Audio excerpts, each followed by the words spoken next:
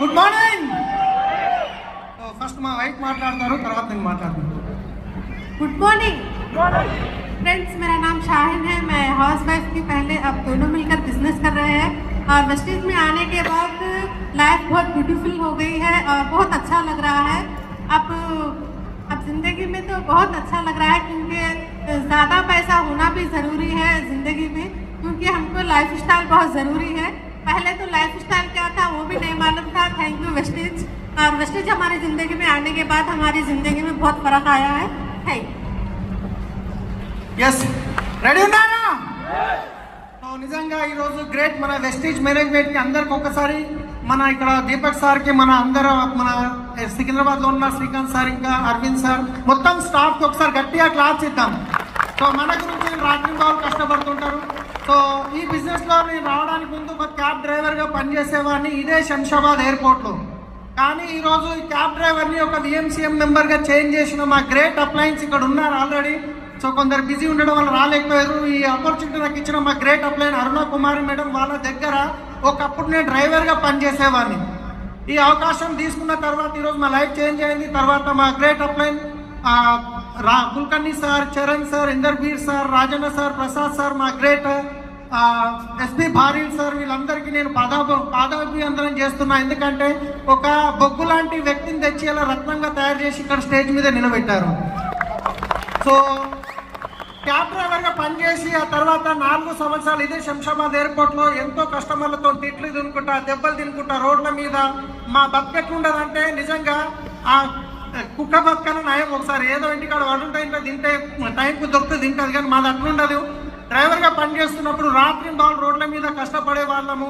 So చాలా van వచ్చినా ఎండ వచ్చినా ఎలాంటి లైఫ్ ఉండేదంటే ఒక్కరోజు కూడా మేము లీవ్ తీసుకోకుండా పని చేయాల్సి వస్తుండే, ఎందుకంటే కమిట్మెంట్ ఉండేది కాబట్టి. కానీ ఆ తర్వాత సొంతంగా ట్రావెల్స్ బిజినెస్ స్టార్ట్ చేసి ఒక్క డ్రైవర్గా ఉన్న వ్యక్తి ట్రావెల్స్ బిజినెస్లో కూడా నా దగ్గర 40 అటాచ్ వెహికల్స్ నడిచేటివి. ఒక చిన్న కాల్ సెంటర్ పెట్టాను. 5 మంది అమ్మాయిలు కాల్ సెంటర్లో పనిచేసేవాళ్ళు.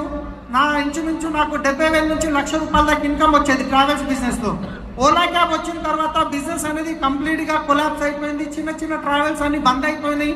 ఆ తర్వాత సొంతంగా మళ్ళీ 10 వెహికల్స్ కొనుక్కొని ఎట్లన్నా చేసి బిజినెస్ నిలబెట్టాలనుకున్నా, కానీ సాధ్యం కాలేదు.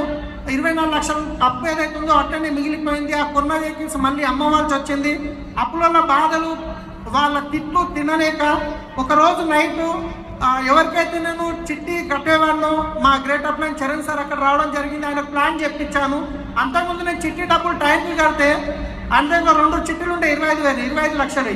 టైంకి పైసలు కట్టినప్పుడు పోగానే కూర్చో సలీం భాయ్ అనేటోడు 2 నెలలు చిట్టి డబ్బులు లేట్ కట్టేసరికి క్యావారే భయ్ అని చెప్పి ఫోన్ చేసి తిట్టిండు. సో ఆ రోజు అనిపించింది ఇక నా లైఫ్లో ఈ అప్పు తప్ప ఏం లేదు, నేను సూసైడ్ చేసుకోవడమే కరెక్ట్ అని చెప్పి అనుకున్నా. కానీ నా పిల్లల ఫేస్ గుర్తు రావడం వల్ల నా పిల్లల భవిష్యత్తు ఖరాబ్ అవుతాయని చెప్పి మళ్ళీ నేను డిసిషన్ వెనక తీసుకున్న. తర్వాత ఈ ఆపర్చునిటీ వచ్చింది. నేను ఫస్ట్ టైం నిజంగా చెప్తున్నానండి, నమ్మలేదు. ఎందుకంటే ఇంత కష్టపడితే లక్షలు పెట్టుబడి పెడితే డబ్బులు రావు, ఇలా సబ్బు పేస్ట్ చేంజ్ చేస్తే లక్షలు వస్తాయంటే నిజంగా చెవులో చామంతి పువ్వు వెతురేమో అన్నట్టు అనిపిస్తుంది.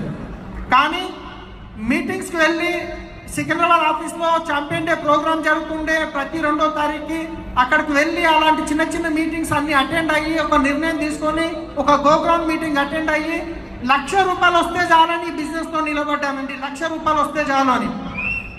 14 నెలల వరకు నాకు ఇంచుమించు 3వ నెల నాకు 32,000 వచ్చింది. ఆ తర్వాత 14 నెలలు పట్టింది, 10,000 ఇన్కమ్ దాటలేదు. నాకు ఆ 10,000 నా ఖర్చులకు సరిపోయేట్టుగా తిరగడానికి. అయినా నేను వెస్టీజ్ని నమ్మి అప్లయన్స్ని నమ్మి సిస్టమ్ చెప్పింది ఫాలో చేసుకుంటూ వెళ్ళాను. 2 సంవత్సరాలు పట్టింది ₹1,00,000 రానికే. కానీ ఆ 1,00,000 2 లక్షలు కానికే టైం పట్టలేదు, 2 లక్షలు 4 లక్షలు కానికే టైం పట్టలేదు, ఆ 4 లక్షలు 8 లక్షలు కానికే టైం పట్టలేదు. 8 లక్షలు 13,40,000 తీసుకున్నాను లాస్ట్ మంత్ ఇన్కమ్. సో దీంతో పాటు ఏదో 72 గజాల ఇల్లు ఉంటే హఫీస్పేటలో అమ్ముకొని వచ్చాను. కానీ రీసెంట్గా 1,50,00,000 పెట్టి ఇల్లు తీసుకున్నా. ఇంకా 1.5 మంత్లో గృహప్రవేశం ఉంది, రెడీ అవుతుంది, ఇంటీరియర్ వర్క్ జరుగుతుంది. ఇదే శంషాబాద్ ఎక్కువ ట్యాక్సీ నడిపిస్తున్నప్పుడు ఎంతో మందితో తిట్లు తినేవాళ్ళం. కానీ ఆ రోజు అనిపించేది ఒక బెంచ్ కార్ మీద డ్రైవర్గా దొరికితే చాలు, జీవితం చేంజ్ అవుతుంది అనుకొని డ్రీమ్ చూసేవాళ్ళం. ఈరోజు 70 లక్షల పైన కారు బయట వెయిట్ చేస్తుంది, మర్సిడీస్ బెంచ్. నిజంగా బెంచ్లో పోతుంటే గలీలో చూడనోడిగా తిరిగి చూస్తున్నాడు. ఎందుకంటే వాళ్ళు ఏం కన్ఫ్యూజ్ అవుతారో తెలియదు డ్రైవరా ఉన్నారా అని చెప్పేసి. రైట్. సో ఇల్లు తీసుకున్నాం, బంగారం తీసుకున్నాము, 24 లక్షల అప్పు 59 లక్షలు అయింది, మొత్తం పే చేసినాం, ఫారెన్ ట్రిప్స్ వెళ్ళినాం, మన లగ్జరీ మన స్విట్జర్లాండ్ వెళ్ళాం. సో లైఫ్ అనేది కంప్లీట్గా చేంజ్ అయింది ఒక్క నిర్ణయం తీసుకోవడం వల్ల. లాస్ట్ ఒక మాట చెప్పి క్లోజ్ చేస్తున్నా, ఒక్క నిమిషంలో జీవితం ఎప్పుడు మారదు, కానీ ఆ ఒక్క నిమిషంలో తీసుకునే నిర్ణయం వల్ల 100% మీ జీవితం చేంజ్ అవుతుంది. ఒక నిర్ణయం తీసుకొని వెళ్ళండి ఈ రోజు. వచ్చే 2 సంవత్సరాల్లో నేను మీకు ఇక్కడ డియూసిడి అయితే డిసిషన్ తీసుకోండి. 100% మొత్తం సిస్టమ్ ఉంది, వెస్టేజ్ ఉంది, మీ అప్లయన్స్ ఉన్నారు. Thank you.